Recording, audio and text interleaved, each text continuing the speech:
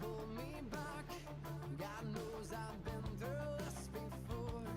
I can taste it in the air, and it leaves me wanting more. You crossed me once, it's left a bitter taste, and now you push me, I will tear you down. If you're man enough to fight, if you're man enough to fall, what are you gonna do with your back against the wall? You played the game so far, now come and claim your prize. There's no escaping this time.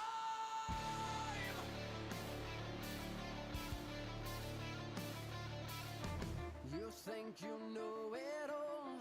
Talk will only take you so far before you have to prove it. This time I'll watch you lose it. You're out of line and out of time. Just walk away while you still have your pride. If you're man enough to fight, then you're man enough to fall. What are you gonna do with your back against the wall? You played the game so far, now come and claim your prize. There's no escaping this time.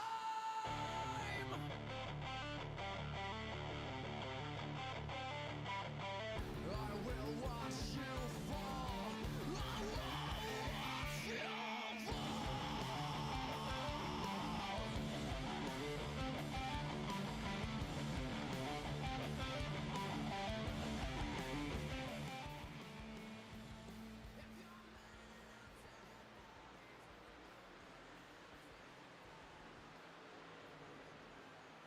Once again, new series for us here, the Midwest Days of Thunder Cup Series. Well, good afternoon, good evening, good morning. It's Rocky Game 150 brought to you by Jinx Shifters. Well, good afternoon, good evening, good morning. Jason over here, Signature Esports.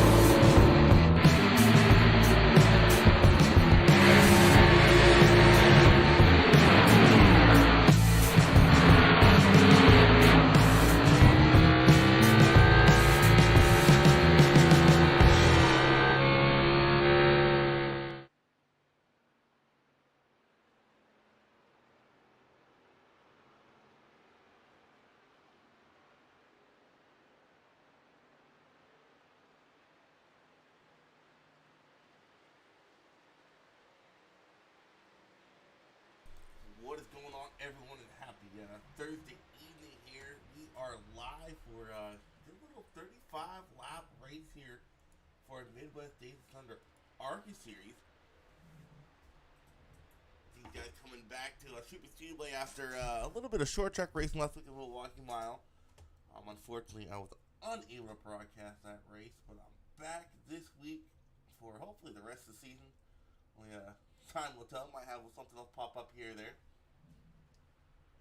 Let's go ahead and hold on Tabor. He said he might want to try to help out and maybe broadcast. We're just going to pull him down and talk to him about this Arca series and the league before this race starts for the next 3.5 minutes. So, hey, what's going on, Tabor?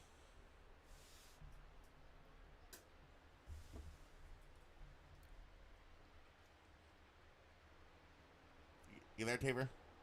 Yeah, what's up, my man? Hey, what's going on, man? Brought you down here, kind of talked to you during the race and kind of by myself. I was waiting for the race to start or bracket to start, and I was thinking, I haven't asked Tabor who is his pick to win the championship this season. Uh, I don't know, man. We got a lot of good guys in this series, so I don't really want to go out there and kind of seem like a biased guy and pick somebody. But Banks is pretty good.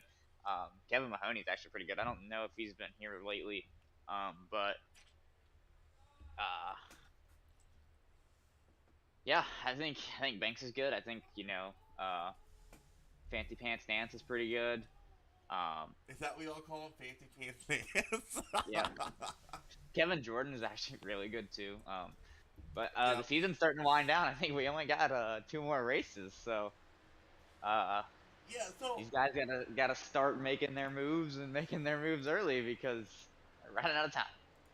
I was looking at.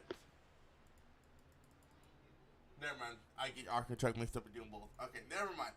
Yeah, so this is the first season since I've been in Mdot, maybe ever, that we've had a 2-race round for the playoffs. I know the last couple seasons were the first time we actually had playoffs in Mdot. So that's going to be interesting to see these guys go into these playoff races, because you could have someone like Banks, been dominant all season long. He could get knocked out in the first round of the playoffs. Oh yeah. The playoff conversation is always fun to have. So we brought the Cup's always had a playoff system. The first season in Cup, which was 2 years ago, only had 1 race per round. We bumped that up to 2 races per round. 2 seasons or Last season. last season, I believe.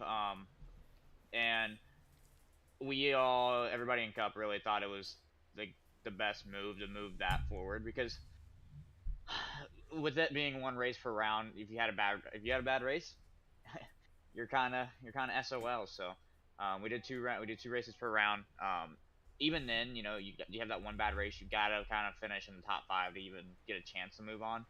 But it kind of gives you a little bit more cushion, and I honestly think it makes the racing a little bit better too, because not everybody's just pushing. I do think we're going to see a couple cautions tonight, because it's getting kind of late in the season and people's got to make their moves, but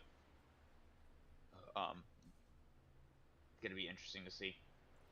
Yeah, you had named off basically 3 drivers I had in mind. And I mean, Banks, Nance, Jordan, they've been really the top 5 all season long. I think for a wild card, someone that might just sneak their way in there, maybe getting a win at Kansas or Phoenix. Thinking it might be the 7, the Snyder. He looks like he's been pretty fast at short tracks, and Phoenix, although it's not a short track, if he makes it to round 8, he might have a shot to win that one. Yeah, Phoenix is an oddball. I like it. It has some really decent racing. Real life, it doesn't depict it. Kind of crappy in real life, but in the sim, I love it. It's a lot of fun. I know other people. That track is you love it or you hate it. There's no in between. But I think it's a good playoff track because of being able to skip the dog leg and having the capability to go 6, 7, 8 wide in the dog leg. With skipping the dog leg is unlike any other track, so it's kind of unique in that sense. But good track. Really looking forward to that round in playoffs. Yeah, Matt coming off, I think, Facebook. Matt, which volume would that be?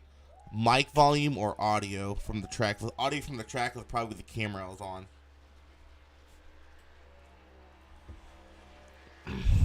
But while we're qualifying here, let's talk super speedway racing in this league. It always puts on a good show, and I want to ask you, because I know you've complained how Cup was. How excited are you going into tomorrow night, knowing it's a whole different draft package?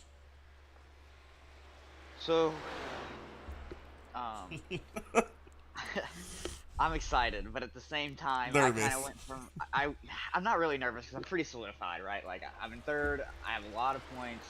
I don't see myself dropping out of the top 5 in points. I think after Vega we have the back-to-back Charlotte races. We're really good there, so not really worried about it. Tomorrow, I'm just gonna hang back and just relax. I don't really have anything to gain. I have everything to lose. So, but going back on your question of the draft package, I kind of went from one extreme to another, right? So the first draft package was really slow, really boring, right? Hated it, and a lot of the reason that the race tomorrow is only 60 laps, so it's gonna be very um, fast. It's gonna be fast. It's gonna be way quicker than our other races. And the reason for that is because of the way the draft package was when I made the schedule, right? Because I said very boring, single lane. This new draft package in those cup cars, it's wild. I mean, I like it, but the way the cars just fly now, and I like it's the best. It's just wild, right? Because before we were all hugging that yellow line, hugging that yellow line. Tomorrow, I really do think you're going to see people running at the wall on the backstretch. Yeah, so from my experience, running other league races I've ran in the Cup cars since the new draft package, I'll be telling my team this too. But if you can get the right group of guys together on that, not even a high line against the wall, there's that outside line. That outside line will be the dominant line. If you can get the right group of guys, and I know you got Joe and William on your team. You know they're good pushers. We always tend to see Latte Motorsports kind of in the back, and then out of nowhere, all four of you guys are up in the top 5, and I'm like, where the hell did they come from? But if you can get the right group of people on that second lane, it hauls. It's fast. Yeah, no, it is very fast, and yeah, I mean, he's gonna be smart, and just like tonight with these guys, they have one fast repair, but I'd be saving that for the green-white checkers because you know for a fact if we have green-white checkers, there's gonna be even more yellow. So, you know, if I was an Arca driver, maybe on the outside looking into the top 16, I'm hanging in the back, and I know I talked about kind of you gotta go, but the time to go here is 5 laps to go. There's no reason to be side by side, 3 wide. I mean, side by side's okay. There's no problem with that, but you start pushing 3, 4 wide here, and you're asking for trouble early. So that's kind of my advice to these guys tonight: is just pick your battles, be patient, know when they go, and don't bump draft because for some reason these cars absolutely hate it because of their design. And really, that's every track you go on in these cars. You cannot hit someone in the back end. It don't matter if we're at a short track, a super speedway, or an intermediate track. You cannot touch that back bumper. But speaking of playoffs, I know Cup and Xfinity, we have a mandatory race number we have to meet. Are you doing that for Arca since it's been come and go, or is it just the top 16 are in? There's no winning you're in. You got to be in the top 16 to make it to the playoffs. So the way the rule is written in the rule book, and this is something that we need to go back and fix because when we wrote that rule book, we were half the size of what we are now. Yeah. I think tonight we have 32 people in the race. We were 24 drivers at Daytona, I believe. Yeah, so we've grown from the time that rule book was put out, and that was last season ago. From the time that rule book was put out, we've grown, I would say, by 75%. We've almost, even 100% almost, I'd say. But the way the rules are written, and I'll pull it up real quick right before I have to go into the race meeting, is I believe that to get into the playoffs, it doesn't matter how many races you've raced, but for your win to count, you have to at least race 80% of the season. Gotcha. So we have the win you're in rule, but if you point your way in without racing 80% of the season, then you're good. I believe that's how the rule is written. It's something that we're going to fix next season to where you do have to be here the whole time, or 80% of the time. But I can only work within the rules, and I don't like changing the rules within the season, so never will do that. Gotcha. All right. Well, while you go ahead and give that race meeting up, I'll go over the starting grid we got here tonight. Starting off in that pole position, you got Jared Mccauley, really newcomer up front. I haven't really seen him up front too much. And then Jason Garcia, he's always strong in super speedways. I believe he was up there up front Daytona. And then row 2, you got Nancy the Fancy Pants, I think is what they were calling him. Jonathan Nance, followed by Josh Fassenbender. Row 3, Brett Dempsey and Steven Madden. Row 4, you got Chase Harden and Matthew Richmond. Row 5, Robert E. Morrison and Ty Blake. Row 6, I almost said row 11, you got Brian Tiffany and Joseph Jara. Then we go to row 8, row 7, you got Kevin Jordan and John Locke. All the way going to row 8. Now Nick Joyner, Alex 4J. Alex 4J coming off a win at Kansas Tuesday night. Let's see if we can double down this week. Row 9, you got Adam Leideke and Bo Dinger. Row 10, Joshua O'Connor and Joshua Banks. Man, those two always seem to start next to each other, I swear. Row 11, you got Kyle Martin, Jonathan Stevens. Row 12, Corey Bradley and everyone's favorite driver in Arca and trucks, Brandon Hughes. Row 13, David Harden and JP Snyder. Row 14, Dre Draco and Ryan Simone. Oh, it cut off on me. Row 15, Tony Edrington and Brady Price, and Peyton Harden, as you see down there, might have had pack issues, so we might see him going to the rear. Or he's already in the rear, but might be starting from the pits. We heard Taver say it earlier. We got 31 drivers here tonight. If you guys tuned in Tuesday night, we had a green to checkered race in the trucks at Kansas. A very exciting race at the end. It came down to a fuel mileage strategy between my apologies, 4J did not win. He dominated that race. But we had a fuel mileage race between the 35 of Brian Tiffany and the 95 of Kevin Jordan. Brian Tiffany ended up edging Jordan at the end of that race. So I don't think we're going to get green to checkered this race. Nothing against these ARC guys. They put on a show week in and week out. Some clean racing, but when you get 31 drivers in these ARC cars, they get runs out of nowhere. We're going to have cautions. Yeah, no, these cars do have a crazy draft package too. Their draft package is a little bit different than Cup cars than what I'm used to, but these things really can pull that draft and kind of take off like a jet once you get the draft. Kind of interesting. These are my favorite cars to race in super speedways because of that run you can get. I remember distinctively my first and second season in Arca. I did 2 of them. I might have been second, but Daryl Whitlow went from the rear to the front in a half a lap, and I'm like, dude, I ain't doing that. That's too damn risky. Yeah, no, it's just the runs you get in these cars, and it's an annoying thing about super speedway racing. And we have some really, really good super speedway racers in this league. Matt Forns, Joey, Schimmel's really good. Ethan, me. Ethan's really good as well. But you have to realize when you can take your run and when you can't, right? Like, yeah, that's the biggest thing. Is understanding, okay, I can use this run and use it to my advantage, or okay, I have a run but I'm stuck. I'm not gonna be stupid with it. I'm just gonna let it roll. And that's the big. That's what separates good super speedway drivers from other super speedway drivers as well. Yeah, and going off that when we come down to runs, it's like when you get a run, depending on where you're at in a race, you know, if I'm on lap 5 and I got a crazy run, do I really want to risk taking it, putting it 3 wide just to get 2 positions, or do I just want to kind of chill out where I was at and let off the gas and hit the brakes a little bit to get the other guy in front of me? Yeah, pace car is off. We're about to go racing here.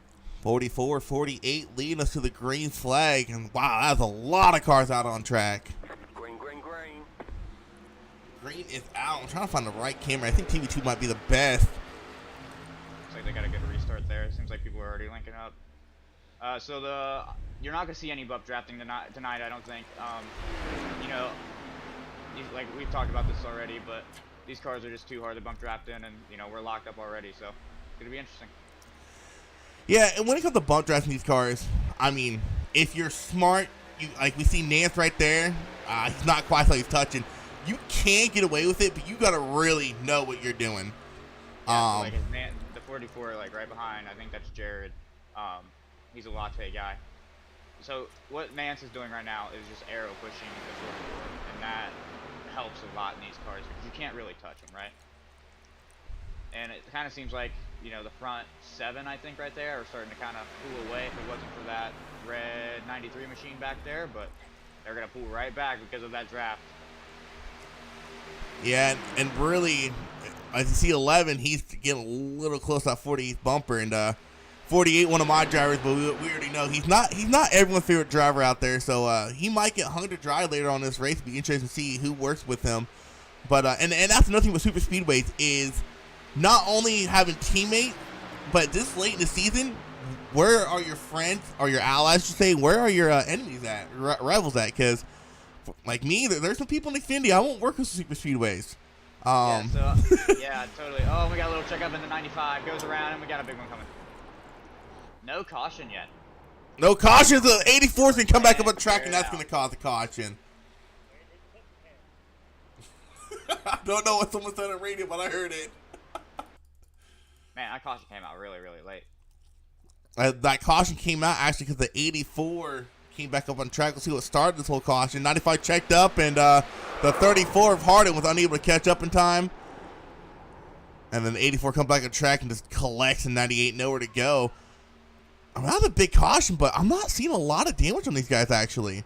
That 98 got hit a ton of 98 of Kyle Martin, but I'm not seeing a lot of damage on this car. Yeah, no, that's weird. No meatballs, one meatball. 18 of Jonathan Stevens. The 51 got through by the hair of his teeth. We'll have to go back and watch 51 and get through that.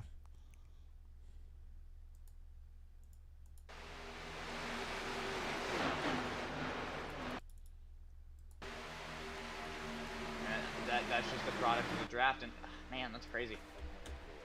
So we might have been okay with the 95 and the 34 just kind of going off in the infield and not going to caution, but the 86, because of the run that he had nowhere to go, and he had if he couldn't slam it completely turned to the right, and it kind of got the 84 there and got him. Sucks to be him. Wrong place, wrong time. Yeah, so that brings, to another question, coming to a race like this, I mean, like I said, there's only one meatball. I believe that's the 18, the only guy that has to put repairs on, so no doubt he's using his quick fix. You can't risk it being 20 minutes of option required. It could be just 5 seconds, but you can't risk coming in not checking that. If you have just optional, I mean, at what point do you take them, and what point do you use a quick fix? This place is like the one place that you don't, like, if you have any aero damage, it's gonna kill you. But like, I've had no aero damage and have 2 minutes of required or optional repair. Like it's so weird how it works. Yeah, in the Infinity race Monday, I didn't even have aero damage. It was all front toe. No, yeah, it was all toe damage for me early on.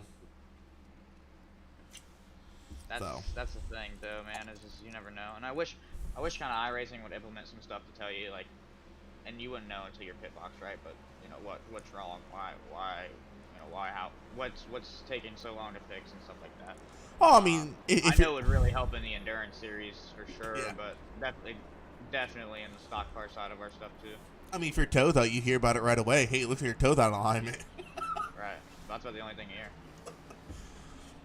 I'm the type of person where lap 4, if I got a quick fix, I'm not using it. I might lose the draft here and there, but it's not worth using a quick fix and getting caught up in more drama down the road. Right. So here's the cool thing. Here's the 2 points that I'd like to make here. This is where having a live spotter is the biggest help, right? Because that live spotter could be like, hey, 51, like we got hit in the right rear, but we got nothing. Like, don't worry about coming in and pitting. So like. Where the 51 without the live spotter would be like, hey, I may have some right rear damage. Do I need to come in? Like, you may come in just to make sure. And the second thing is if you do have that damage, right, and you don't want to take it, there's going to be another caution soon. Like, there's no way there's not going to be. You're not going to lose a pack that fast. And as long as you're kind of the middle car in a draft, you'll be okay. Yeah, that's the one thing I have noticed at Super Speed with an iRacing is if you only have aero damage, I mean, unless you're missing the damn bumper, but if you only have aero damage, let's say your left front's crankled up a little bit or something like that, as long as you're in the draft, you're good. It's only when you start missing body panels and start losing engine power, you gotta start worrying about using the quick fix. But if there's a wrinkle here and there on lap 4, I don't think I'm gonna come in for optional, especially when I'm in the middle of the pack. I'm gonna stay where I'm at and let the race continue. For sure. I think that's kind of the best way to do it, and I'm gonna be interested to see if anybody does that. So I think we're about to go green there again. One more. I think we're 1 to green. Yeah, and one thing I forgot to mention in the pre-race is Talladega is my favorite super speedway to race at, just because there's so much room on that track, so much. I mean, you have basically a whole extra lane and a half of racing compared to Daytona here. It's the one super Yeah. speedway you can get away with 3 wide racing all race long if you want to. Yeah, no, I hate going to Daytona every year. Daytona's very infamous for me to blow an engine or be up at the wall riding 6, 7. I don't even know what I'm trying to say, but my engine always gets blown there, and I didn't notice this. Has there always been a grandstand in the back of Talladega? I don't know if that's a grandstand or a campground. I've never noticed that too. Like, is that a new thing they added? Because it used to be just flat. Or am I going crazy? No, I see the grandstand. I went to the blimp static view. What the heck? Like, is that a new thing? Or? I mean, you start noticing more and more stuff when you broadcast, like little more details of the track, and you're like, how? There's no way. I would have noticed that when I was driving. They've definitely, yeah. Oh. They've even added the flags too. There's no, yeah. They've definitely done some changes to this place. I don't know. I mean, I raced Daytona about 20 times before I realized there's a plane that flies in every now and again going down the front stretch. Yeah, but that's like small. Like that. Those flags are new, and the pace car is off. That's another thing here is it takes forever to get the green flag here, and we're a league that goes on green, and it sucks being out front trying to keep pace speed. It just sucks in general going all the way to the start-finish line to start a race or on a restart. You're just so ready to go, and you got to wait a whole nother 15, 20 seconds until it goes green. Right. But not too much changing up front as we got about 2.5 laps and figure our first caution. We go back green flag race in 44, 48. Once again, lead the green flag. And these guys are pretty, pretty coherent about giving space on restarts. We had that kind of checkup and I brought out that first caution, but I think for the most part, they've been okay with them. And I really predict a wreck between a 48 and the 11 here. Yeah. It's definitely going to become. Oh, there it goes! That's going to be a point reduction for the 11 there. Haver called it out. I was watching in turns 1 and 2. That 11 was all over the back bumper of Jason there, and you had said it because you see a wreck coming, and I was like, yeah, that 11's getting a little antsy. Yeah, and it sucks for everybody in the back. I mean, I've extensively told them it's in the rule book. I don't know what else I can do. It sucks for the 44. It sucks for the 85. Sucks for the 48 too. 48. That's not the 48's fault at all. Got to be more smart about that, man. Like, got to have more heads up with driving, and got to realize that these cars can't do that. And we talked extensively about it, and that's exactly why right there. Oh, the 93 barely getting through that. Adam Leideke barely getting through it again too. Let's go ahead and ride on board with the 93 here as this crash happens about 4 cars in front of him.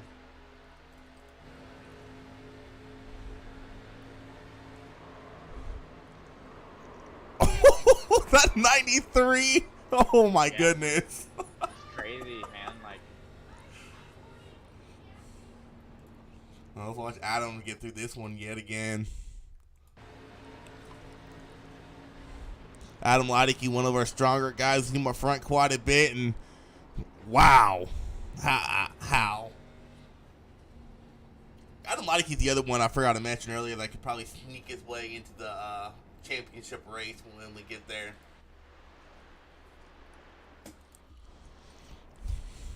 yeah, that's for sure. Yeah, I believe that's going to be a 10-point penalty there for the 11. Yeah, I think I gotta look at it and see where I have it posted. I have it posted somewhere.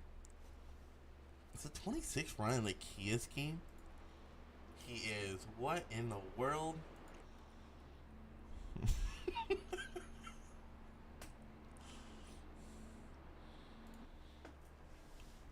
It'll be 5 points after. It'll be 5. Causing reference tracking will be 5 points deducted from his finishing order, which is big. Those 5 points are gonna matter. Yeah, while we're under caution again.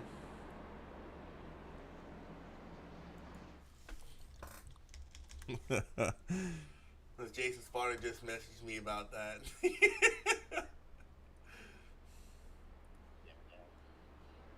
But while we're in the caution here, I'm going to go ahead and pull up the Arca point stage. I know for some reason when I share it to my screen, it comes up all blurry. So we'll just go ahead and look on how close the race is for 16th spot. Currently in that 16th spot is Peyton Harden. Ooh, little P in the top 16. Nice, good for him. He's currently 8 points ahead of William Reagan. But the thing is, Alex 4J, if he gets the required amount of races, or I don't think he will, he only has 4 to be a 5th start. He does have a win.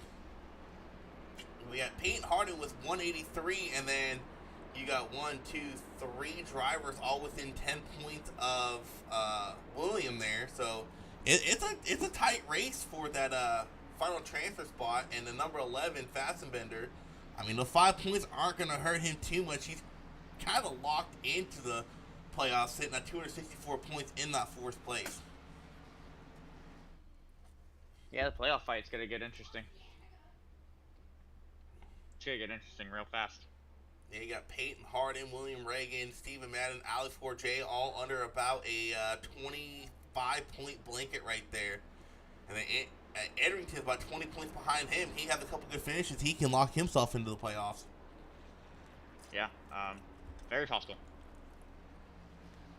You know, these guys unfortunately don't have stages, so like stages are huge in the Cup Series. Yeah, there has been talks to kind of bring them down to this, but I don't know if we're gonna do that for sure.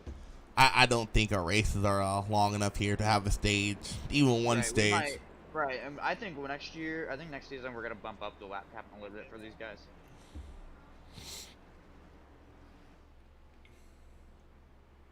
Give me just a second. Yeah, looking at the points, you got Steven Madden in 18th place. He is 10 points behind Peyton, so no. Yeah, 10 points behind Peyton, so a good finish here, and not so good finish for Peyton could put him up in that race coming to the final 2 races of the season. And it's going to be interesting because the final race of the regular season, the final race to lock yourself in the playoffs, is a road course race. It is a Charlotte Roval.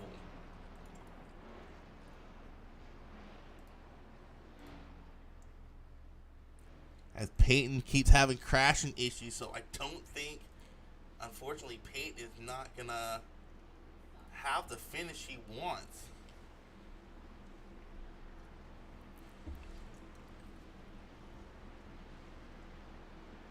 We got 2 cautions already in 10 laps. Like, kind of talked about that earlier. These guys are gonna be fighting for everything they have. So, not really surprised by it, but kind of shocked.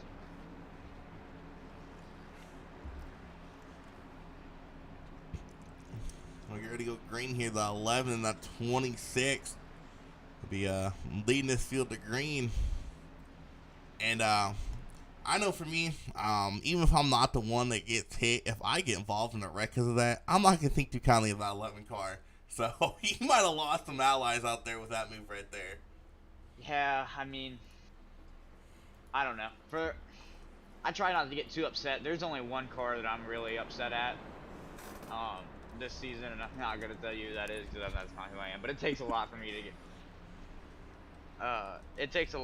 get upset.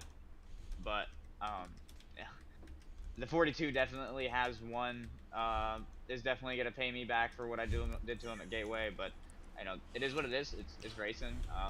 It sucks, and I'm not gonna get mad if he pays me back because like it is what it is. That's just racing, and you know it wasn't on purpose. Definitely 100% a racing deal. It just got under him. Didn't lift in enough time. Car slid up. Couldn't do much, but these guys are about to take the green flag again, so I'm the 11. I'm watching out for that 48. Green. Yeah, I don't know just a 48, but is there someone else that got involved in that wreck? It's around the 11, especially maybe even a 44. I don't think it'll necessarily wreck him, but he might not have people work with him towards the end of the race. As they're going 3 wide, going into 1, as that is and that's going to cause a wreck. Someone got stuck on the outside. Who was that? Someone went 3 wide there, and surprised it didn't work because this is Dega. This is the problem with Dega though, right? Is that 34 season? This is that's a very wide bottom lane, very wide bottom lane. But the problem is that lane right there in the trioval is 4 lanes. So the track is going from 4 lanes to 3.5 to 3 lanes very fast. So it's an optical illusion that like there's more space down there than what there is. And I Yeah. hate that part of the track because of that reason.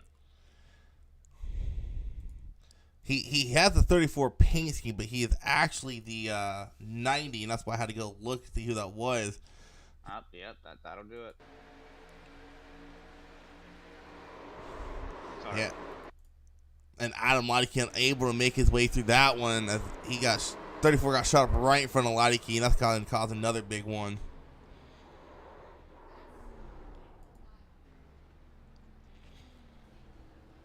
Yeah, I mean, it's just crazy stuff out there.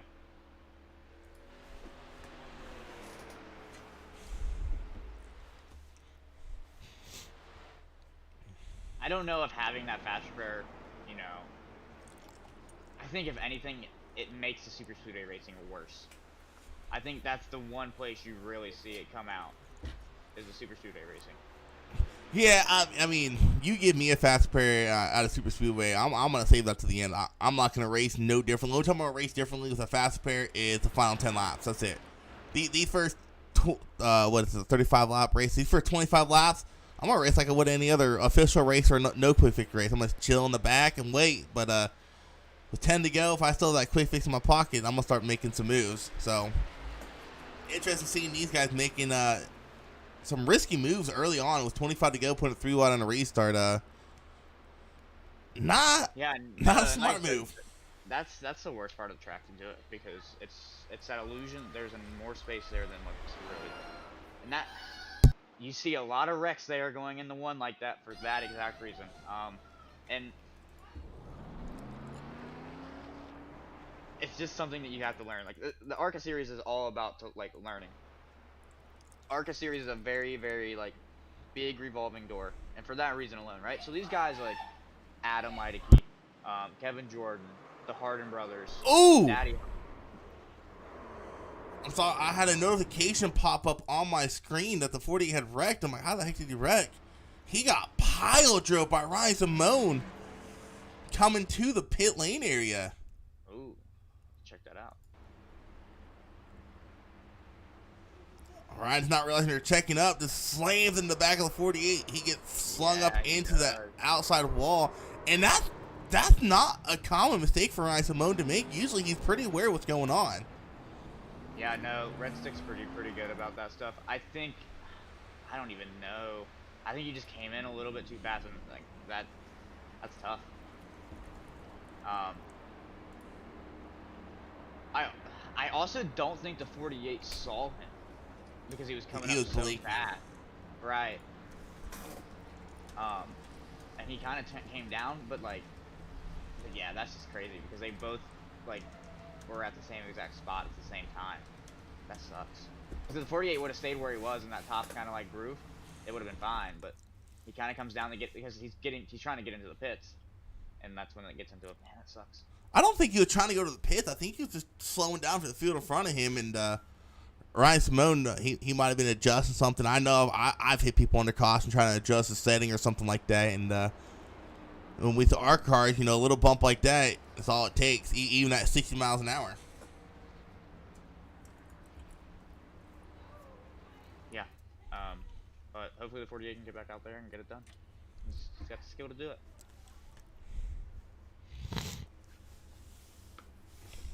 I guess it don't matter for green flag or yellow flag. We got drama all over the track. Yeah, these places late in the season, man, that's why I put them on there, because they just produce racing. People get angry at each other, and it's always fun. I still kind of miss one super speedway race being in the playoffs. Yeah, so that is actually, I think, returning next season. Unfortunately, I won't be racing next season, but you want my food for thought on it? Put a super speedway track in the playoffs. I always do it in the round of 16 because to get it out of the way. But you want my food for thought where you should do it at? At the championship race. No. Atlanta. Because they're going to have that reconfig done by then. See, Atlanta or iRacing Super Speedway? now, see, I have no ambition to race a new Atlanta track. What? None. I don't. Come on. I don't have any ambition to race that. They ruined a perfectly good track when they did that, and I know No. it's No. I they hate did, the old though. Atlanta. Like, I can't. The old Atlanta was so fun to drive, and it produced some of the best racing you can get. Like, you could run some multi-groove stuff there and be all right. Now it's just, I just hope they don't do that.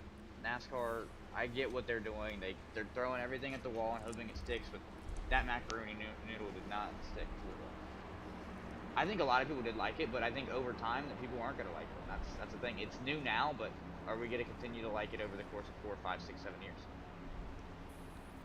And that's like longevity, right? Like if they, I hope they go unrestricted in July, because I do think it'll change it up, but I just don't see that happening.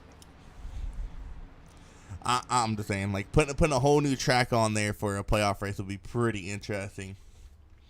Yeah, no, I usually try to switch up the playoff race tracks. We don't usually go to the same track twice, unless it's a really good track for us. This Cup season's kind of been a little bit rough. I'm not gonna lie. It's not been bad. It's just been rough. The racing, I have the most fun racing in the top 12. The top 12 racing is phenomenal. New Hampshire racing was super fun in the top 12. Yeah, I don't want to talk about New Hampshire. Yeah, no, and I'm not gonna lie. When he spun out, I was shouting and laughing. I was like, "Oh my god, this is awesome!" And the pit car's off again. But no, I mean, I'm looking for. Hopefully, these guys get some green flag laps in because they're super capable of it. I really like watching them race. Like, I hated the miss last week, but these guys usually put on some really good racing. I don't know what's going on though. Everyone asking Nathan out. No, he is not. He's currently sitting outside the top 20, it looks like. Looks like 22nd on this restart. He might have got caught up in another caution to get going green flag racing again. And, just gotta be careful with that bottom lane. And, everybody's kind of stacked, not really stacked up, but kind of being patient. Everybody's kind of dipping in that bottom lane. Top lane kind of died. There's only 2 cars up there, and if I'm at 78, I'm jumping up to the top. 78 of 4J already got himself a win this season. Dominated Tuesday night. Fuel strategy did not play out in the favor as we went green to checker Tuesday night, so he's going to try to collect a win that should have been from Tuesday night here tonight. Yeah, and these guys, the top 9 of these guys are pretty staggered. That top lane getting fuel. There is a lot of cluster back in that kind of second pack area, and I think they're kind of and we're 3 wide back there, and we're gonna make it through. Yeah, 3 wide going to big run by the 39. Yeah, watch out 39 catch the draft at 78. Let's see if he keeps it going or if he kind of tucks behind the 78. As they come off of turn 2 here, 78 was, I think, looking maybe 3 wide, but thought otherwise. All right, and that's where that comes into it, right? That 39's got a big run right now. What are they gonna do with it? He's not gonna do anything with it. He's smart. Right? There's no reason to do it. It's lap 15, just chill and run. It's a very smart move by the 39 right there. And how about the track awareness of the 8? He had to run with the 39, and he had the track awareness to slow down just like the 39 and to stay out of him. Smart racing there by the 8 of Jonathan Nance. Yeah, for sure. And, we kind of separated into 2 packs, and now we're back to 1 because of the way the strap package is. That was a smart move by the 96. 96 might be able to clear the pass on the 11 here. It's going to be close. I don't think he will be able to. He might be able to pull him in the backstretch, but the problem is that top line. Oh, he does clear him. Is he going to drop back down? And he does. 96 of Chase Harden. Correct me if I'm wrong, but he's no stranger to going to victory lane at Super Speedways. Won a money race a couple months ago. Yeah, that dude. That guy, we were, and we're 3 wide. 3 wide. Nance. Let's see if they can hold it. Nance and O'Connor. If there's any 2 guys I want in the outside lane to hold a line at the front of the pack, as I say that, O'Connor almost gets the wall, it's these 2. Cool thing about Connor, I actually raced with O'Connor before he came to Mdot. We're around the same ironing, so we race around each other quite a bit, and I always enjoy racing around with Connor. So, Connor's a good dude. Really like him a lot. Really good addition to Mdot. So the 25 and the 93 right now are in the sucker hole, and That is what's killing them. And they got it clear. Good job on O'Connor and Nance there, man. That was pretty good. As I said, these guys can do this. Like, this is good racing right here. It's just the nerve of it, and all it takes is one minute mistake. The 96 going to get a run, poke his nose out to the outside, going to try to make that mistake and regain that lead. But now you got the 94 and the 76 making the outside of work. And like you said earlier, team, that the 43 goes around. Yellow flag's going to come out. That's saying, like, at that point, man, you just got to realize, like, this is going to go nowhere. Like, oh, I have nothing to gain, right? You're the middle car in the 3 wide. In the 3 wide, you have nothing to gain. You're at the mercy of everybody else at that point, and it sucks. I think the 43 was just trying to fit back in. That looked like it was a small bit of netcode there. There was no contact between the 43 and that 85. That was, yeah. I think that was netcode. Yeah, because he had stopped coming down, and then his cars got turned. So a tough break there for Peyton Harden. I'm pretty sure he was actually paying attention to the track and not the steering wheel that time. But also, Taylor, I forgot to mention this. Have you noticed the tires on the Arca cars yet? Yeah, I have actually. So when they updated it, I noticed it. What are they? Good wrench now? General, right? Yeah. Good wrench. I don't know what I see the bar down here. That's what I was thinking. I don't know why they're updated that. But yeah, that sucks for the 85 and 43. Just these guys, like I said, they can run that 3 wide all night, and I'm okay with that as long as you can run it cleanly. But the second you don't run it cleanly, man, it turns into disaster for everyone else. And that's what sucks. So going back to the 8 and 39, I had to go double check. They are teammates on HSR, so that makes even more sense why they were so coordinated on getting to the front like that. And that it makes a little bit more sense now why the 8 was able to check up in time when that 39 caught that group. No doubt. Yeah, you can go 3 wide here, and you just got to have the right people to do it. But like you were trying to say, the 25 and 93, I think that were the 2 numbers you called out earlier. In that middle line, I hate being in the middle 3 wide. I don't like it because you have little room for error and anything can go wrong to the outside or inside of you. If I'm gonna make a pass, even if it's on the last lap, I'm gonna go to the outside. I don't like being in the middle. Yeah, my favorite place to be 3 wide is on the outside. And what you'll find with me is that I am the aggressor in the 3 wide. So I hardly ever am on the bottom or in the middle when we're 3 wide. You'll almost exclusively find me at the top, and the reason for that is because the person at the top, for whatever reason, usually is the person that causes the wreck. And I feel like if I'm at the top, then I'm the one that I can kind of control my own destiny. Yeah, me personally, I'm more of an inside line guy, just because. Unless it's the end of the race. If it comes to the end of the race, I prefer to be on the outside just because there's more opportunities to pick a lane if you're on that outside lane. But middle of the race, I prefer to be on the inside. If a wreck happens in front of me, I feel like more options to go to avoid a wreck. If I'm on the outside lane and they spin up, I'm screwed. But if I'm on the inside lane and they spin down, I can go down even lower or go up high if I need to. Right. But it's going to be interesting. We're going to have O'Connor and Nance lined up nose to tail on this restart. And outside of them, you're going to have the Harden on the front row and Madden restarting row 2.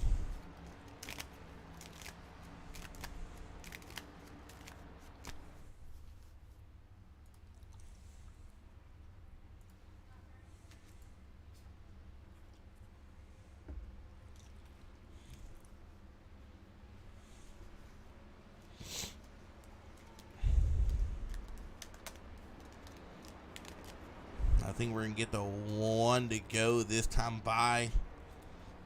One good thing about super speedways, you only get 3 caution laps max. You're not pacing around for 5 laps waiting for the pace car to pull off. Yeah, that's no doubt.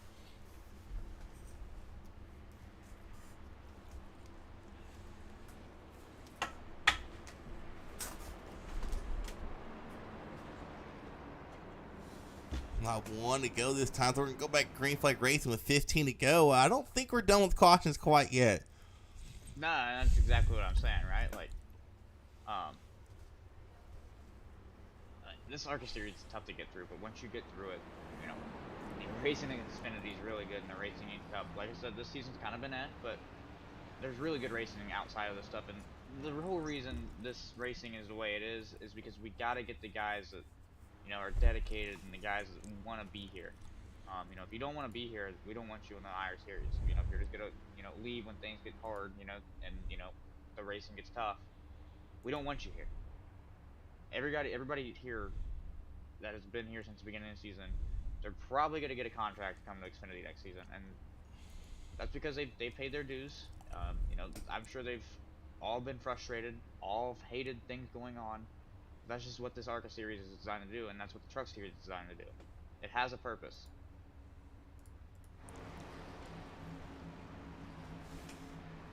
And now it's getting to the point to where I'm pretty sure almost everyone out here has been involved in one wreck or so. So starting to lose people having quick fixes. So we might start seeing a little bit cleaner racing now that everyone doesn't have a quick fix left. I mean, it might just turn into the truck race that we had at Daytona, to where every truck was damaged. Right. I mean, they have that even in real life. So I mean, these super speedways, man, they're crazy. I hate them. I love them. Anybody can win, and that's why they're crazy. Yeah, anybody can win, but we had talked about it earlier. You know, it's not just luck. There is some skill to this track. You see what you do, because you got to know what to do with your runs you're getting. You can't just go out there and draft and expect to win. You got to know where to go with that run you get, who you can trust, and better yet, you got to know how to get the proper run. Especially come to a checker flag. You know how to drive your brakes coming off turn 4 or out of here, going into the trial to get that run to the finish line. For sure, and I don't know if you're going to see more cars kind of form up and do what the 8 and 39 did. I'm going to be interested to see if that happens. Hopefully we can get some green flag runs and finish in green. Because like I said, man, we were 3 wide, 6 cars, or 4 rows back, and they were holding it for, you know, 2 laps, and these guys are good, man. Like, I have no doubt in my mind these guys can produce better racing than this. It is what it is. There's 32 cars on the track. There's a lot of cars. You know, playoffs are coming up, so a lot of things are going to be, you know, gotta go. Look at that run that whole outside lane got. They almost cleared all 3 cars out there. But you had mentioned, talk about teammates linking up. We do got 2 more linked up, and that's the 11 and 95 Kevin Jordan and Josh Fassbender teammates on Angry Idiots. They're linked up nose to tail. Yeah, this is gonna, you know, we got 14 to go. We're gonna have 13 to go coming to the line. We're getting close to go time. When you're in the back, you gotta start making your moves. And out of time. And going back towards team racing, you know, if you're kind of up there by yourself and no teammates around, my strategy is if I'm near people or teammates, I'm trying my damnedest to split them up, get between them. Is that kind of same strategy you got if you don't have teammates around? Or you still just kind of content working with the team in front of you? So my strategy, I don't really care. I'm just willing to put my bumper on the next person and make them so nervous that they get out of my way. Like, I will shove my car through you, and I will shove you through the next car in front of you. I have no problem doing that. I do it all the time. I know other people that do it. I've had it done to me. It's kind of where I got it. But they are pretty aggressive back in the back, so this is going to get good real fast. Yeah, the 8 now up there working with Ali 4J. Those two are no strangers to each other. They seem to run near each other almost every dang race. So no shockers here, kind of working with each other. I guess they've kind of built a trust around each other. But hey, I'll be willing to work with you. You haven't screwed me over in a race yet, so let's see what we can do in a super speedway together. Yeah.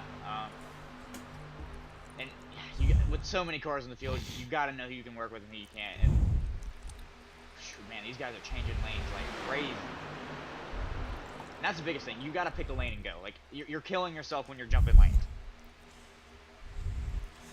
Oh, yeah. I mean, at this point, if you're anywhere 10th on back, you just need to be content where you're at. You know, maybe the first 5 rows, you know, as you see the 420, he's going to hop to the outside, but it's not going to have any help He'd be stuck out there to drive. They say it looks like, I think that was a Cia's Relo's car that jumped up there. I can't tell which one that was.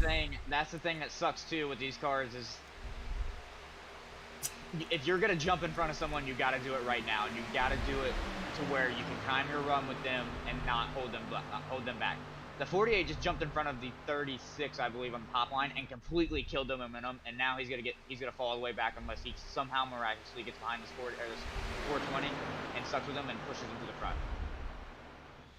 Yeah, Garcia does have a little bit of damage in that car, so he might be in a better spot to push someone right now. If he can get someone behind him, he's gonna be all right. I think he might be able to do it. That top line is fast. See, and these guys, again, man, 3-wide racing, this is good. Like, I love watching these guys every week.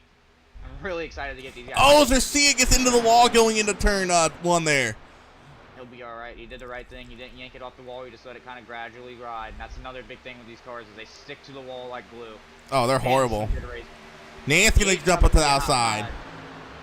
Nance got a run. Wide, 4 rows back. Let's see how long we can hold it. See, this is where it gets crazy, right? Because the 48, if he gets a run, he has nowhere to go. He can't use it. The 420, if he gets a run, nowhere to go, can't use it. And this is where it sucks, and I think we're going to start to see people start filing back inside. Just like right there, the 420 just filed back inside. Ooh, the 8 was going to go, but the 420 was there. Smart move by Nance to stay up high. But now you got that 8 and that 39 lead back together. We saw how well they worked together earlier on that outside line. Ooh, man, the 420 is really drifting up into the 8. Yeah, I think people are starting to realize that 420 is not someone they want to be around. Oh, loud traffic while they're 3 wide. Good job. How the hell did they make it through that? Wow. The 8 car, awesome job keeping it. That just threw a wrench in everything. Holy crap. That lap car is nowhere to go. He's got to pull it off the track. Like, that is some crazy stuff. Good job by everyone right there. You know, it's sketchy catching a lap car 2 wide. When you're 3 wide, holy cow. Ooh, the 39 got a little loose down to the apron. 85 gonna let him back up, but he goes up and collects the 42. What a still green flag racing. 48's got to be careful here. Good job, 48. Nice, dude. This is wild, and this is what I'm saying. These guys can do it. It's just. I thought that 42 had it saved. Yeah, I know. Now we've kind of splitting into 2 packs, but this draft pack, which is going to let this backpack just wide all the way up. And honestly, if I'm in the backpack, I'm linking up with someone and I'm going. Yeah, and it's getting down to go time. 9 to go. These guys are kind of sitting the 4th, 5th car back in their lane. They're starting to have to make some interesting moves. You see the 8 got into the back and the 93 a little bit. 93 able to collect it. At the 48, somehow still up there, getting involved in all these incidents today. Oh!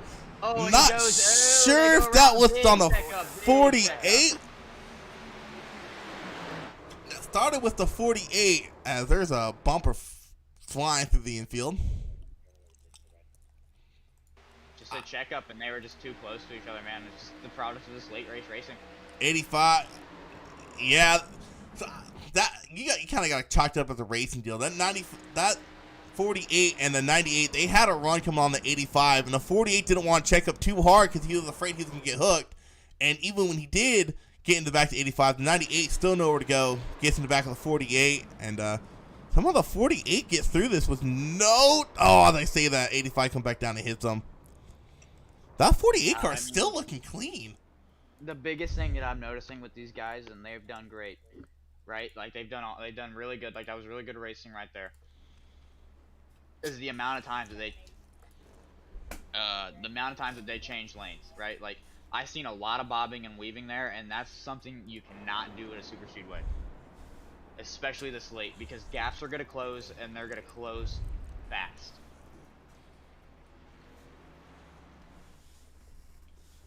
Yeah, and that was just a product of the runs these cars get right there. You get such massive runs. There's nowhere to go with them when you're on the inside lane like that. And 98, 48, unable to check up in time, and big one happens behind them. And some big names took out in that one. As I think this is the first time we see everyone come down pit lane. I'm pretty sure they're not good on field at the end. Yeah, these guys, man. what can I say? That was some pretty good stuff. That lap car was crazy. But I cannot believe they made it through that somehow. yeah, dude, that was wild. Tough break for Leideke, one of our strong contenders every race this season. He will be out. This is the second big one he's been in. It was someone that blew their engine on pit lane. I did hear that as well. One thing of the 90 of John Locke, it looks like.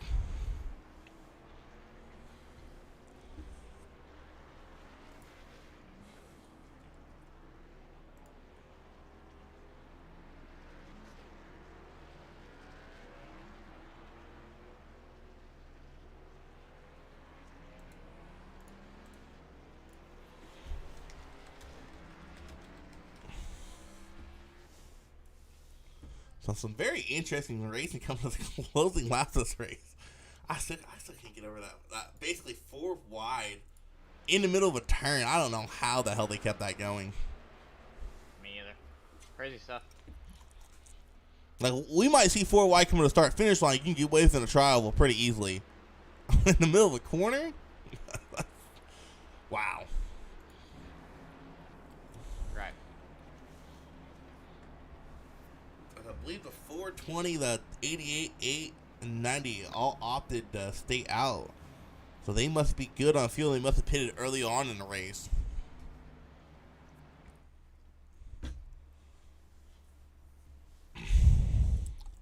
But that 420 seems to be a little sketchy today. He was bobbing and weaving when they're 3 wide earlier. So got to keep an eye on that 420. If we get going green again, he'll be leading this race to the restart with about 5 to go when we go green. For sure. Looking forward to the end of this race. We have 2 green white checkered, so that'd be interesting. See if we can not use those. How about Joshua Banks? We have not seen him at all up in the top 5, and there he is, restarting 5th place.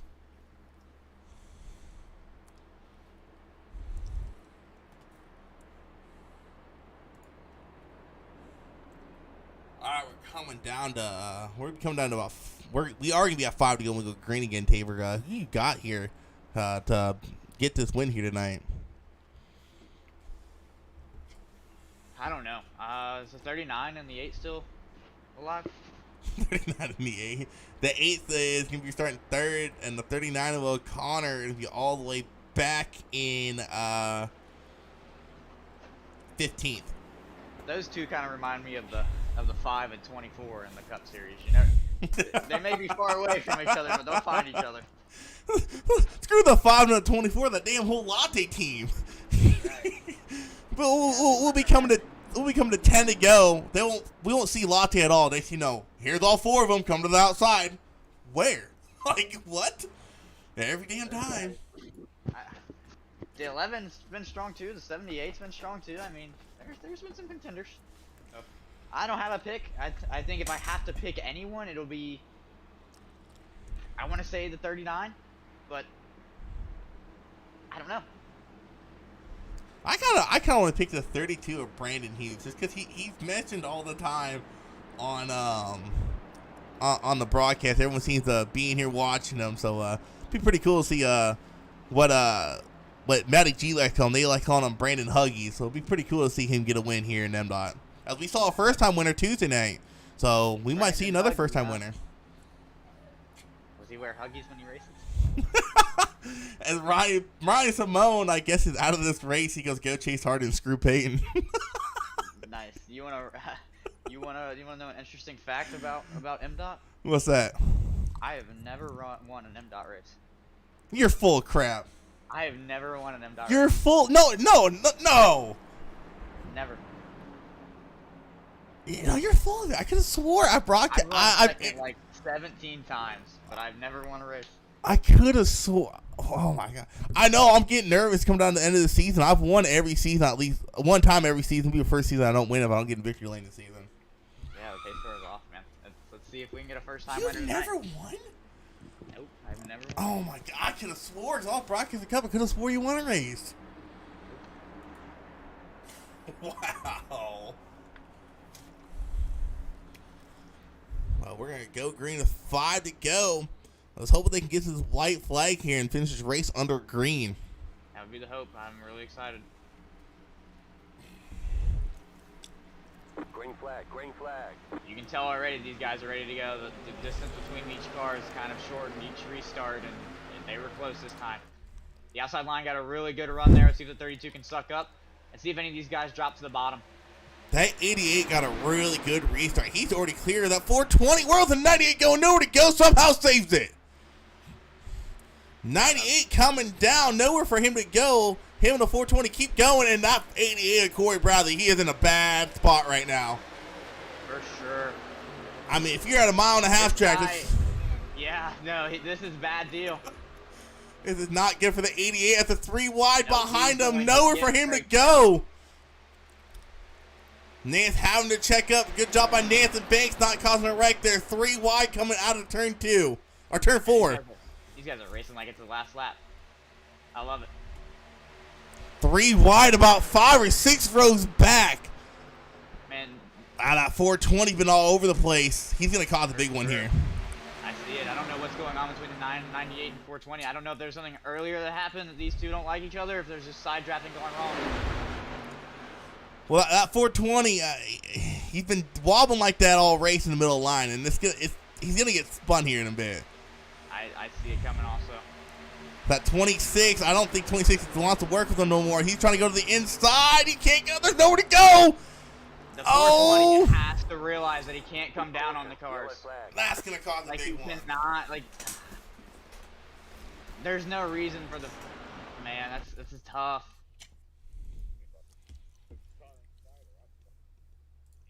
I think I hear someone talking on the radio telling him to pick a line.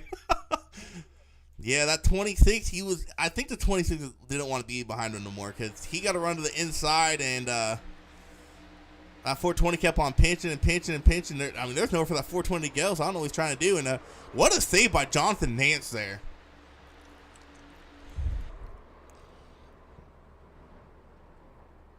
As Racia's bad luck continues, I mean, his car looks pretty clean. Let's go ahead and watch. See if the 96 makes it through this one. Chase Harden here.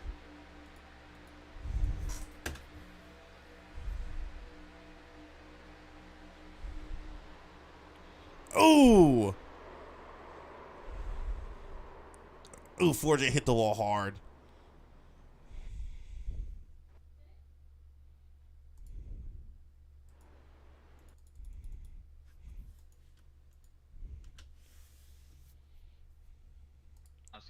I think we should get a green light checker here. Here, go ahead and watch Joshua Connor, see if he makes his way through this.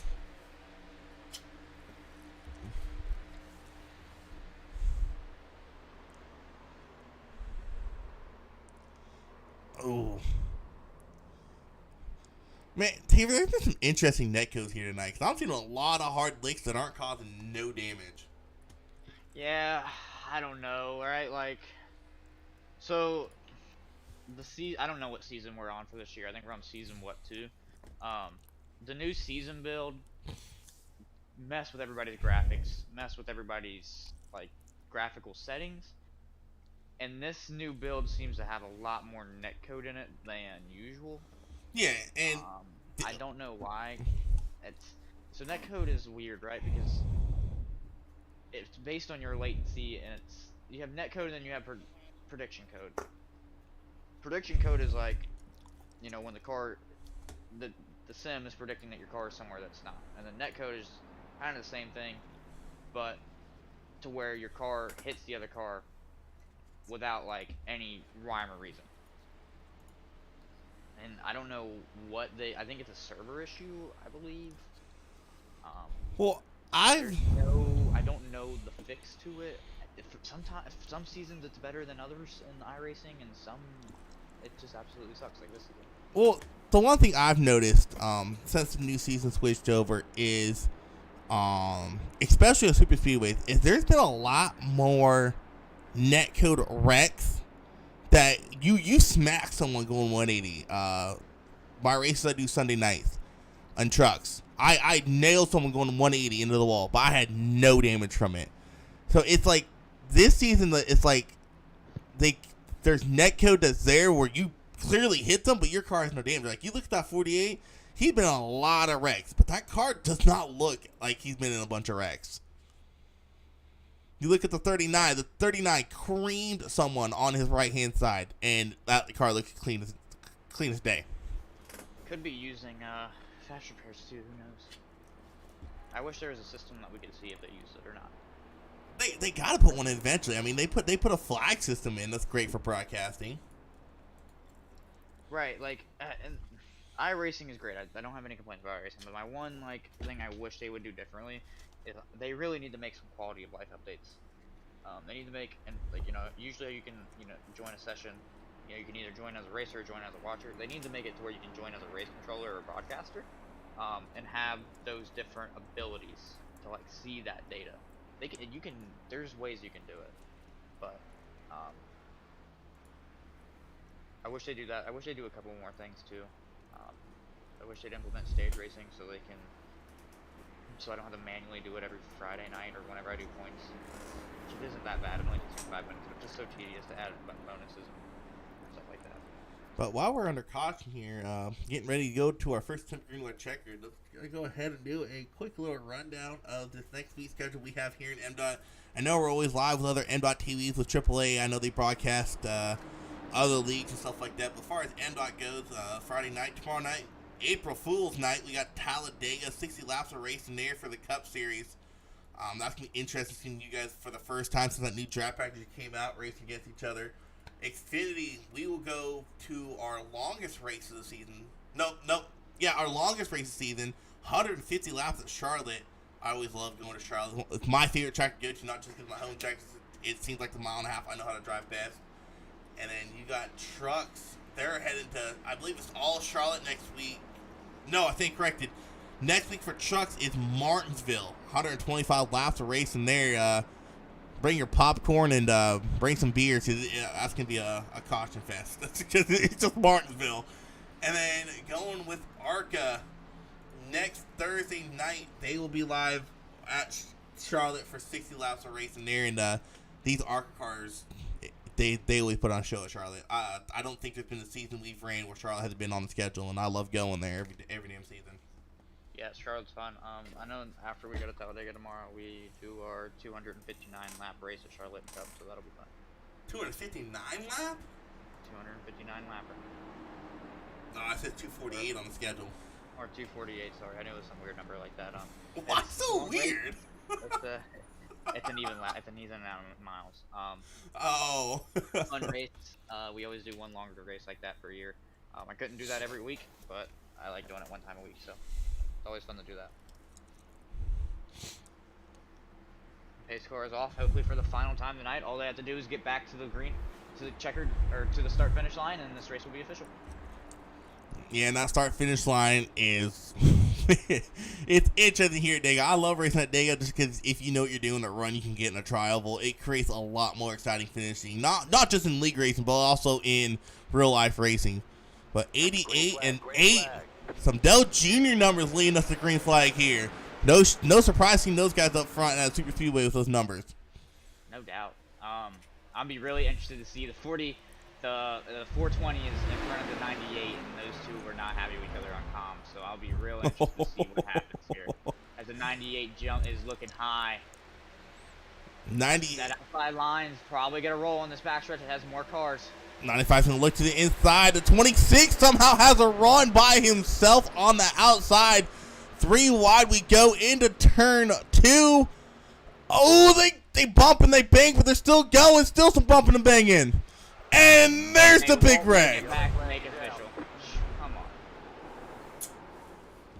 That was bumping and banging all down that backstretch between that 8 and 26. I think not just these final laps. I think the moral of the story of this race is just people putting their cars where they're not good at it. And that's a big thing at super speedways. Oh, that started with a 32. Oh, I didn't know it started on the end. I thought it started on the outside. 95 came down and just collected Brandon Hughes, unfortunately. And, man, that was a big one. Yeah, it was really big. think the 32 kind of clipped the apron there, and that'll hurt you.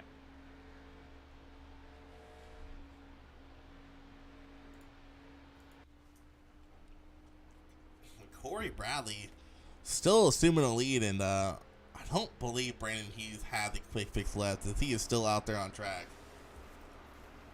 Yeah, no. These guys don't get back to the line the next restart. They will this race will be over. Yes, I think Corey Bradley, I don't think he's won yet this season, so he'll be looking for his first win here in Mdot.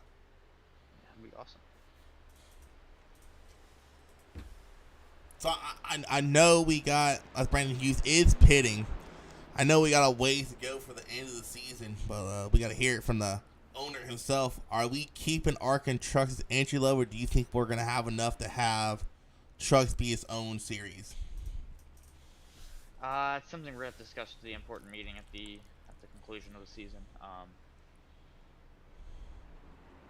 There's a lot of things that we're going to have to discuss. Probably the most important, the most 5 things I'd say that probably the most important are, obviously the entry series stuff. If we're going to go to a small fee for people, if we're going to keep stages in Cup, if we keep stages, are we going to dibble those down to the lower series? And I said 5 things, but there's really 6. And then making races a little bit longer for these guys down here. And then are we gonna move to the Gen 6 Cup car for the Arca series? So coming from a crew chief and broadcaster point of view, leave stage racing in. It creates, so coming from the crew chief side of it, it creates more strategy. I know Malarkey, he don't have to worry about it because I'm the one in there figuring out the strategy and stuff like that. He might lose that next season, time will tell. But it definitely creates strategy. It'll be cool to see it down in Xfinity if I stay there. I like stage racing. Yeah, that, and then from broadcaster point of view, especially with you Cup guys, being able to put on some good, clean racing. It groups the field back up. It gives a chance for everyone to kind of get a mental break from what's going on the track, especially those longer Cup races. So I think it's the best interest is keep the stage racing. That's just coming from my point of view. No, I would have to agree with you as a driver, right? But I have to look at it from a league owner standpoint. I think it makes the racing more exciting, and I think it allows for more strategy, like you said, right? And I'm gonna use my example here again. I hate talking about myself, but when I use stages to test, right? So we used New Hampshire we had a caution, I think, on lap 10. Yeah. Right. So I came in, took 2 tires, right? And I stayed on those 2 tires for that 20 laps until I end the stage, just to get some data. And at the end, I took 2, got out in front of William, got the 2nd place spot, missed a shift on the restart, and that's what killed me. But it was nice to get that strategy and kind of think about what's going on, and kind of make those moves ahead. Yeah, no, when I'm crew chief on Fridays, that's what I'm using the stages for. I don't really do tire strategy. I look at tire wear on how hard Justin's driving, and then we'll base that off of, So, for example, New Hampshire, like you said, 2 tires, and I look back at our past pits because I keep notes, and I legit write down notes when I'm crew chief, and I kid you not, Dave. I'm writing stuff down while I'm crew chief, and I don't doubt it. So I went back to one of our shorter pit cycles because it was actually a shorter pit cycle we had. I'm like, dude, let's take 2 here. And I think all it was at the end of that race is Malarkey. I think he just got on the gas a little too soon because, at the end of the day, if you ask me, William won that race. He should have won that race had that last caution not came out. So Malarkey was just there trying to steal a win on a 2-tire strategy, and didn't pay off. But yeah, no. I like it for strategy-wise. It creates more excitement. I know I don't drive with you guys, but I know as a driver, it kind of gets your mind going a little bit more, so you're not just thinking about what's going on the racetrack. You're kind of thinking back in your mind, okay, well, if a caution comes out now, you know what my tires can look like compared to stage 1 and stuff like that. Yeah, for sure. But yeah, we have a lot to discuss. The money race, the fee stuff is it's not on the top of the list. We get a lot of income from the money races, and I guess that's the perfect time to announce it, but there will be like a plaque or a trophy sent out to every Xfinity Truck and Arca season champion. So cool stuff we got going on. Gonna get back to the league. And the Cup season champion obviously will get a custom diecast of their car. So still waiting for the diecast of the 24th car, but it should be coming here soon within the next month. Yeah, but as we get ready to go green here, I just gotta mention something. You know, every week I look at these viewers we get in Arca. I remember last season broadcast on Arca, we got maybe 10 viewers. Every week we're at 20 plus viewers. So let's see how much this league has grown. This season alone is just astonishing. Those of you guys tuning in, if you guys haven't yet, go ahead and like, subscribe, share, whichever platform you're watching on. Get that word out, and we might be able to get some more drivers out here. And if you yourself are racing, go ahead and hit Taver up on Discord, Midwest Days of Thunder, and come race with us. But we're getting ready for our final green-white checkered here. I'll be really interested to see if these guys can make it back to the line. I really want to see these guys finish this out and race it out. I'd love to see it. Oh, we're going sliding down the infield, and that will not throw out a caution, I do not believe. Hughes in the that is 45. Not going to throw out a caution. Tough break for Brandon Hughes. Might have to go back and see what happens there. The 88 of Corey Bradley got a great jump. How about the 48 of Jason Garcia through all the trouble he has been in here tonight? Now running in P8 there to try to collect a win here tonight as he's going to look to the inside. Oh, and he gets in the back of the 95. Yeah, that's just got. Oh, and there's going to be a wreck. And no caution yet. Oh, the yellow came out. He's going to win this race. Corey Bradley going to collect his first win, followed by the 36 of Joshua Banks, somehow still collecting a top 3 finish at Super Speedway. These guys remind me of Davey Hendricks, how much he's in the top 3. 48 of Jason Garcia collecting P3, and Jonathan Nansing around at your top 4. As well, to wait for the field to cross the start-finish line, see where they officially finish at. As the caution has come out, but you have to complete the final lap. You cannot tow it in. If you tow it in here, you're going to lose your grid spot, or your final standing spot. Hopefully the 93 is aware of that as he goes below the apron. Yeah, these green white checkered finishes are always weird. I hate them.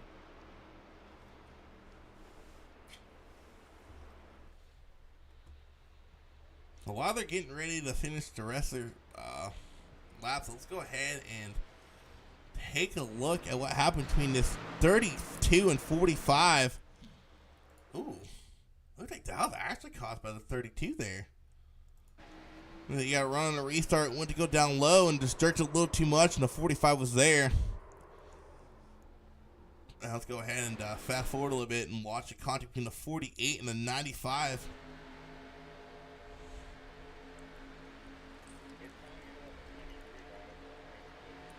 The 48 got a run and has gotten it back to the 95. They're not sure if the 95 checked up. I don't believe he did.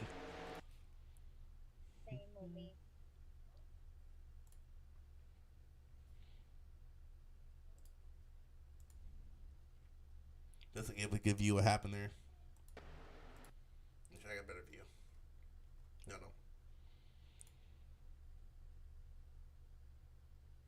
Yeah, 48 has got a run. Too much of a run. Got in the back of the 95. And, unfortunately, in the 95 day. And then you got the big one happening in front of these guys.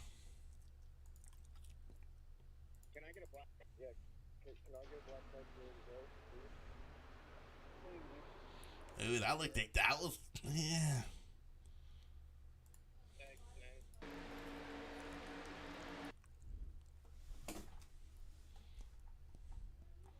Yeah, that looks like that 42 just drifted up a little too much and collected the 85 in that as well. 93 gets collected on the outside lane. 11 of Josh Fastenbender shoots the 93 up and over the 42.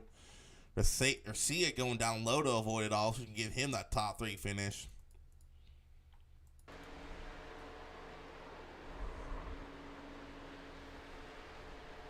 But we do have a yellow line rule here in Mdot. Taver's in here. I think he's talking to people. I don't think Garcia's going to get penalized for that one. He was going to avoid a wreck. Yes, he did advance his position. So that's going to be interesting to see if they penalize Jason for that one, but there's nowhere for him to go. How about the 88 of Corley Bradley finally collecting his first win here in Mdot?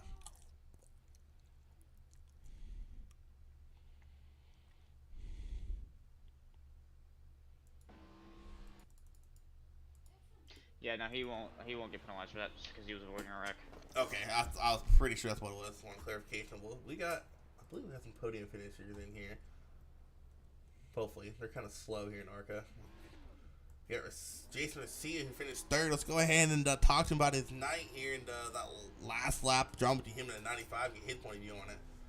What's going on there, Jason? Hey, what's up? Hey, man, not an easy race for you at all. You're involved in a lot of incidences, man. None really your fault. The only time you kind of got a little too aggressive there was that white flag lap, or 2 to go lap with the 95. Go ahead and talk us through that incident. There was 95 in the race. Oh yeah, so that last one, I think he checked up a little too quickly for us, and we just got into the back of him on accident. Oh, I didn't mean that at all. But yeah, really shocked that we actually finished this race, you know, especially up here, top 3. We got into every single wreck. We even had, under a caution lap, rear-ended. But we managed to repair the car and, you know, finish up here. Yeah, I was gonna ask you that next. I know you have Ethan in your ear. How shocked were you when you kept getting involved in those wrecks? I know Ethan, he was probably like, "Oh, it's not that bad." How shocked were you when he said, "Oh, it looks like you don't have that much damage"? Because you got hit quite a bit, and somehow that car still looked like it wasn't involved in the wreck at all. Right. So Ethan was telling me that we should go into pit, but to me the car didn't look like it had damage, and to him it didn't really look like it either. But we just played it safe and took like the 14 seconds of damage repairs we had anyway. All right, man. Well, congrats on that P3 through all the incidences you're in, keeping that car going, getting that third place finish there.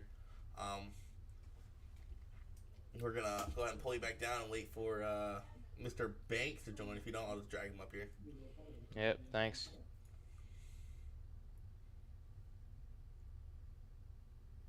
Still waiting for a second place finisher. Yeah, I'll be interested to see what he has to say and stuff like that.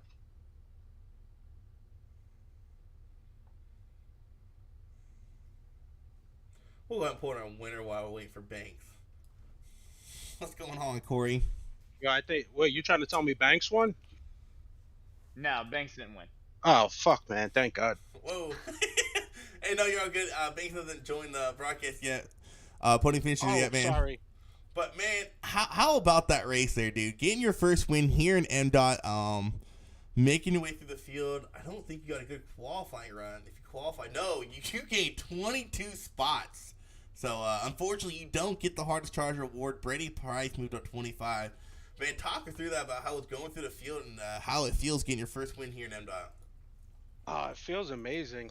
First, I just want to apologize. I didn't realize we were jumping into it. I apologize for my language at the beginning. I'm just a little excited.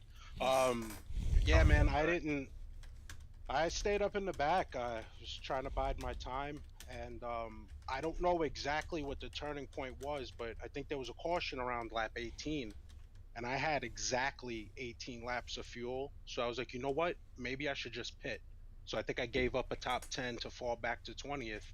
And then next thing you know, a caution came out, and I'm all the way back up to second. Yeah, man. So let's talk about that up to second, got your first win. Talk to us about how you feel about the Arca series and everything that you've done so far in the Arca series. I'll be honest with you. I have more fun racing Arca series with you guys than anything I've done, like in iRacing Open. Any of the open sessions I've been in, where you talk about dirt racing or the dirt roads or the ovals or street stocks or whatever series, whatever vehicles they got, I've had way more fun just in these past 9 weeks with you guys Thursday nights, and it's insane. Yeah, good job tonight, man. Glad you got your first win, and let's go Team Latte. Yeah, let's go Team Latte. Let's go. right, man. Congratulations. Thank you, guys. All right, let's go ahead and pull in Joshua Banks. What's going on, Banksy? Josh, are you there? He's gone. He's gone. Okay.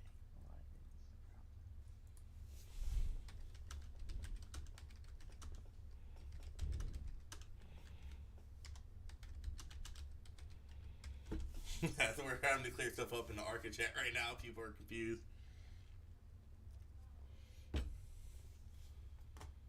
So, wait for Banks. Well, we'll wait for Banks to go ahead and go through the official race results here tonight.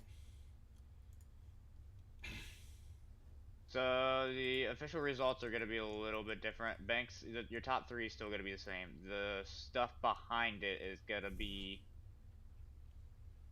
different. Yeah, we're gonna.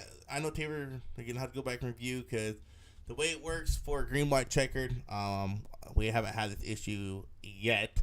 Is if a caution comes out on the final green, white, checkered, you have to limp your car back if you're involved in that caution to the checkered flag. If you tow in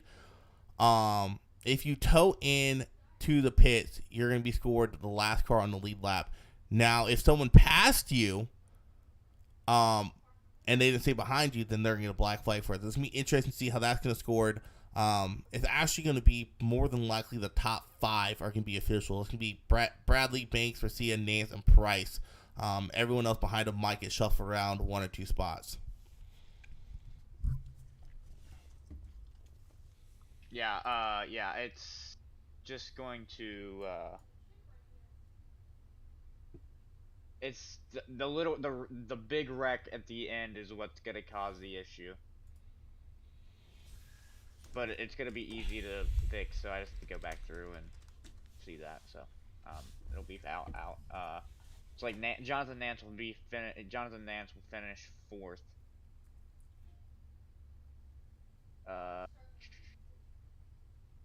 Chase Harden will finish 5th. And then I have to keep on going through that. Unless he was a lap down. So this is where it gets annoying.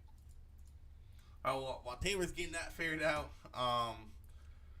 man, this is an interesting race. A little bit more cautions than what we're used to seeing here in this Arca series. These guys tend to keep the cautions below 5, but tonight I think we ended up having 8, counting that last one. So more than we're used to seeing, but we go back to regular, good old oval racing at Charlotte next week with the Arca guys. So prepare for some good green flag runs there, maybe even some green flag pit stops. But this race had it had everything. We had the 3 wide, we had the 4 wide racing, and it definitely did not disappoint. Always love going to Talladega Super Speedway racing just because the biggest track on the circuit, and it creates some exciting racing. So we'll definitely hopefully see you guys next week as we go to Martinsville and Charlotte for the Trucks and Arca series. And hopefully, you guys, if you aren't busy tomorrow night out drinking or doing whatever you do on your Friday night activities, tune into the Cup Series races. They're going to put on a show for sure tomorrow. And we'll see you then.